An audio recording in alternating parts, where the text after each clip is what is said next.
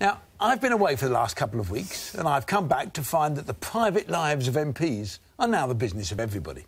According to a couple of former senior Met police officers, porn was found on a computer in the office of Damian Green, Theresa May's second-in-command, when it was raided way back in 2008. He says the allegations are false, but he's now being investigated for this, as well as for other allegations, which he also denies. But is this fair? I don't think so. He was never charged with anything when the material was supposedly discovered, and while keeping porn on a work PC is not something I'd advise people to do, it's certainly not illegal. Like the rest of us, even politicians are innocent until proved guilty, and they are entitled to privacy. It's time we respected their human rights, just as we expect them to respect ours.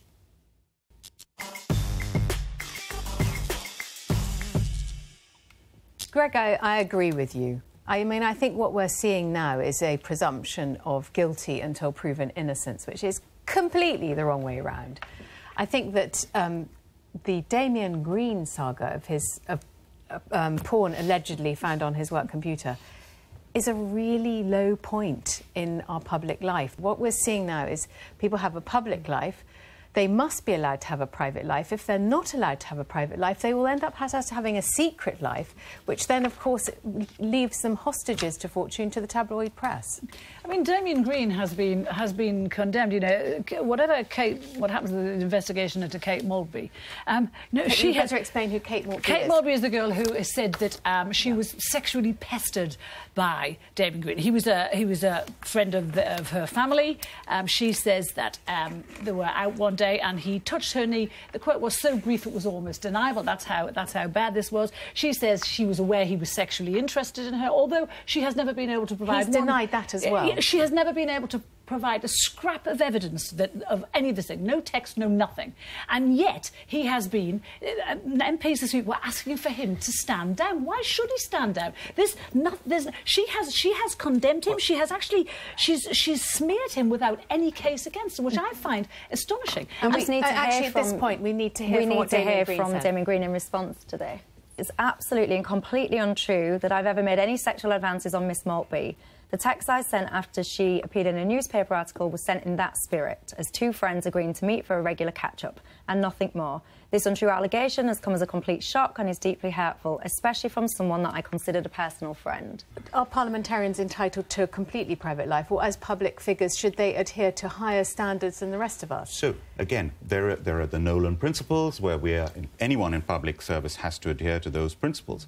And, you know, when a member of the public would say, is it all right for a member of parliament to have pornography on their computers? Now, OK, a member of staff could have used that computer and put the pornography, which the member of parliament didn't know about. Yes. But if it is the member of parliament themselves who's got pornography in their computer, I don't think the public would approve of that. We need to hear what Damian Green actually said about these allegations, which were this story is completely untrue and comes from a tainted and untrustworthy source. The allegations about the material and computer, now 9 years old, are false, disreputable political smears from a discredited police officer and amount to little more than an unscrupulous character assassination. And the commissioner of the police at that time knew about it, by the way. He knew about it. Well, it's interesting to read what he said, Sir Paul Stevenson. He said, and I agree with him, I regret it's in the public domain.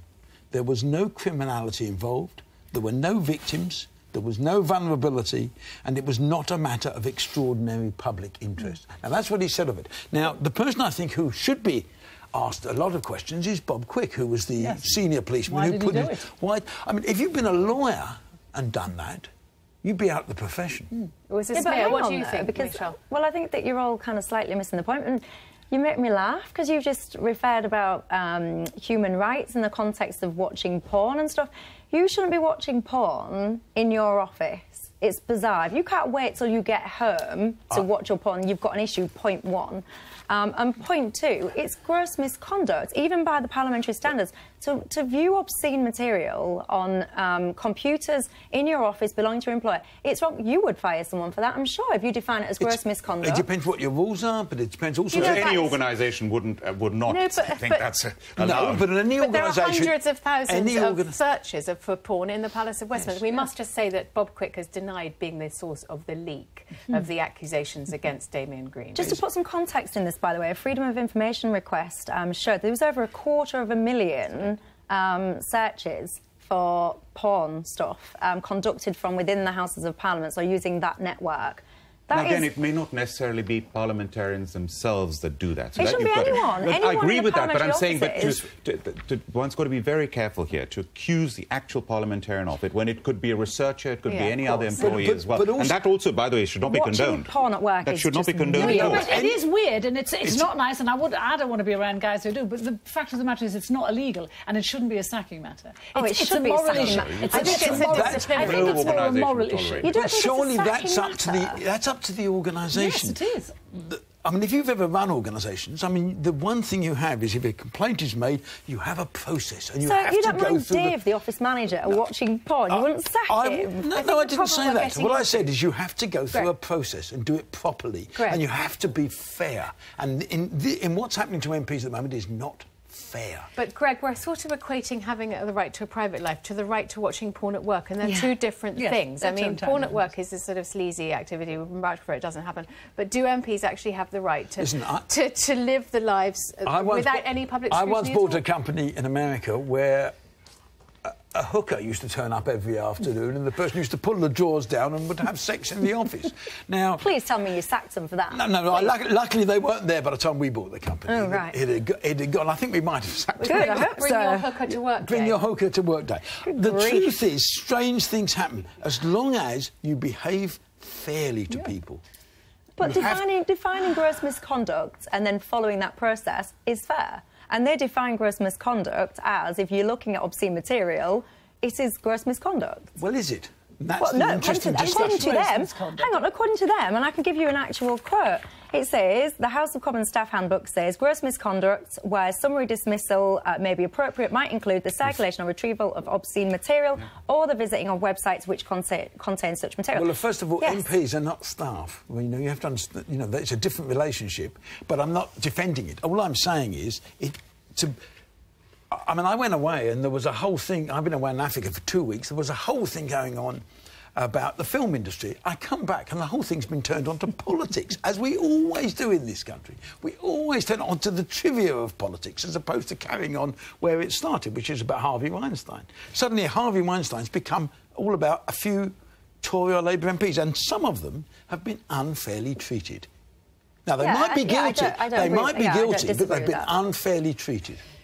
Yeah, I'm not one to feel sorry for politicians on any level, but the clamour for male scalps in the corridors of Westminster and the bloodlust that's gripped them there, and they're all on accusations, most of which have been made by anonymous sources. And so these anonymous people can name and shame someone without us ever knowing if any of these allegations are true. And whether the investigations clear them or not, the reputations of those people will always be tainted on the back of this. And I think that's pretty tragic. Imagine if you're married to a guy, and like Damian Green's wife, and suddenly he's in the middle of this scandal, and he's saying, I didn't do anything. I actually think it's, that kind of, the clamour that's going on now should be reserved for rapists and real sexual predators, not somebody who might have once brushed your knee at a dinner. I mean, it just doesn't make sense to me. Bex Bailey, who was raped by a Labour Party senior official... Well, says she was raped. Says she was raped. We've heard nothing more about that. That is a real serious sexual assault. That seems to have got brushed aside for the groping allegations. And we're still talking about groping 2 weeks later, and reputations are being ruined without any evidence.